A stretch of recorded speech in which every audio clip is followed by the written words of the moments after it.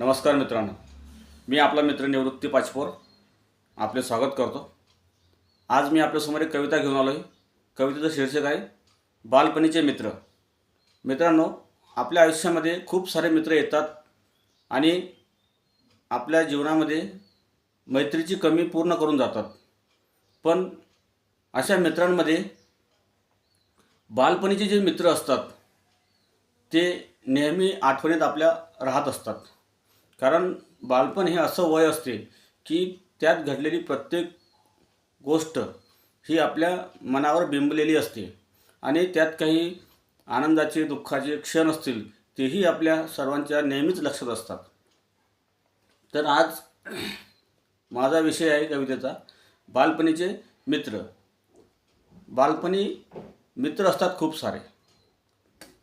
बालपणी मित्र असतात खूप सारे, पण जीवाभावाचे असतात दोन चार। नेहमी तेच असतात सुखदुःखाचे सोबती आणि त्यांच्यासोबतच जुळते मनाची तार। मित्रांसोबत करतो आपण दंगामस्ती, मित्रांसोबत कधी करतो आपण दंगामस्ती, कधी त्यांच्यामुळेच आपण खातोही मार, पण तरीही आपण त्यांना विसरत नाही, जणू तेच असतात आपल्या जीवनाचे शिल्पकार। मित्रात असतातही काही ढगाचे ढग, त्या मित्रामध्ये असतातही काही ढगाचे ढग, तरी काही असतातही खूप हुशार, पण परीक्षेत गुण मिळतात मात्र सारखेच, जणू सारेच असतात एकमेकाचे सूत्रधार। मित्रात असतोही कुणी एखादा गरीब, त्या मित्रामध्ये असतोही कुणी एखादा गरीब, पण मैत्रीत नसतो कुणीच कधी लाचार। सर्वांचे सुखदुःख इथे एकच असतात आणि त्यांचाच सारे उचलतात भार। मैत्रीत होतातही कधी कधी भांडणं, मैत्रीत होतातही कधी कधी भांडणं, पण कुणाचीच होत नाही कधी हार।